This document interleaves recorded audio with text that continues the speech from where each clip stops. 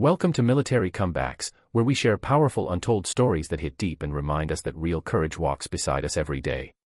Today's story will leave you breathless. It's about respect, sacrifice, and a moment at an airport gate that changed everything in just 9 minutes. What you're about to hear is more than a story. It's proof of the heroes we overlook, the cost of arrogance, and how justice can arrive when you least expect it. The fluorescent lights at Dallas-Fort Worth International Airport hummed overhead as Colonel James Mitchell stood in line at Gate 47, his weathered hands holding a small carry-on bag. At 73, his back was still perfectly straight, though decades of service had carved deep lines into his face like rivers through stone. His gray hair was neatly cut, and he wore a simple button-down shirt with khaki pants. Nothing about him demanded attention, nothing except the small ribbon pinned quietly to his collar, light blue with white stars. The Medal of Honor. America's highest military decoration for valor against an enemy force. Only 3,517 people have received it since 1861. Colonel Mitchell earned his in Vietnam after holding off an enemy assault long enough to evacuate 47 wounded soldiers. He took 3 bullets and refused evacuation until every man was safe. But on this ordinary Tuesday afternoon, he was simply another passenger waiting to board Flight 2847 to Washington, D.C., where he was scheduled to speak at a Veterans Memorial dedication. The flight was overbooked, tensions high. Jessica Brennan, 26, had worked as a gate agent for 2 years, and her day had already gone badly. Her car broke down, she spilled coffee on her uniform, and she dealt with multiple angry passengers before her shift had really started. Stress was written all over her face as she typed quickly, trying to manage the boarding chaos.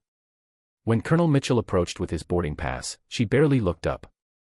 "Sir, you're in boarding group 5. Please wait until your group is called," she said flatly. "I understand, miss," he replied calmly, his voice steady with quiet authority. "I was just wondering if there might be any way to board a little earlier. I have a speaking engagement in DCN." "Sir," she cut in, patience gone, "everyone has somewhere important to be. You're not special. Please wait like everyone else." A few nearby passengers glanced over, uncomfortable. Colonel Mitchell simply nodded and stepped aside, taking a seat near the window to watch planes taxi across the runway. Later, as a first-class passenger complained loudly about delays, Jessica began reshuffling passengers. Her eyes landed on Colonel Mitchell again. She walked over, frustration boiling. "Sir, I need to see your ID and boarding pass again." He handed over his military ID and ticket without a word. She glanced at the screen on her tablet, and saw the notation, Medal of Honor recipient. Instead of respect, skepticism flashed across her face. "Medal of Honor," she said loudly, dripping with sarcasm. "Right. And I'm the Queen of England.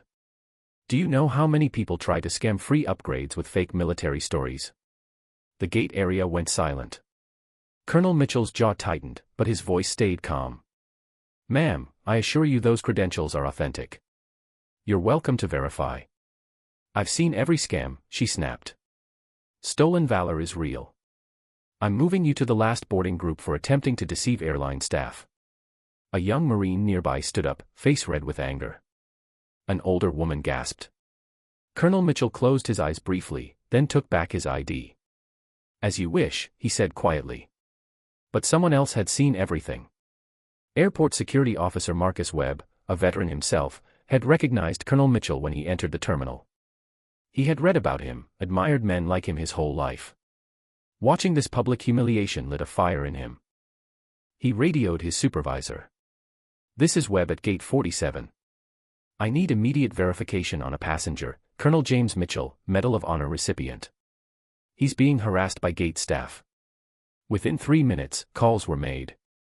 Within 5, the Department of Defense Liaison Office at DFW was contacted. Within 7, a chain of communication moved through channels most civilians don't know exist. At minute 9, 3 black SUVs with government plates rolled onto the tarmac outside Gate 47, blocking the jet bridge. Confusion erupted. Passengers crowded the windows. Jessica's radio crackled. "Brennan, do not move. Stay at your post." The jet bridge door swung open.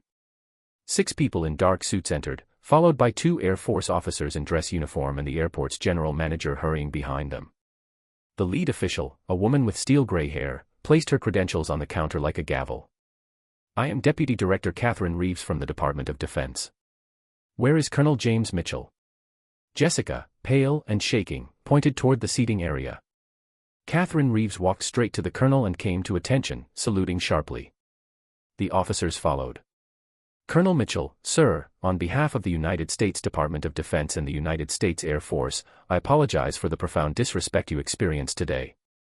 He returned the salute, clearly uncomfortable. Ma'am, that's not necessary. I'm sure it was a misunderstanding. With respect, sir, it was not, she said firmly, turning to the silent crowd. She described his actions in Vietnam: 4 hours under attack, 3 gunshot wounds, 47 men evacuated. She spoke of the lives those men went on to live, the families they raised, the people they helped. And today, she said, voice tight with emotion, he was accused of stolen valor. She turned to Jessica. You are suspended pending investigation. The airport manager offered apologies and an upgrade. Colonel Mitchell declined gently. I'll take my assigned seat, thank you. I've never wanted special treatment.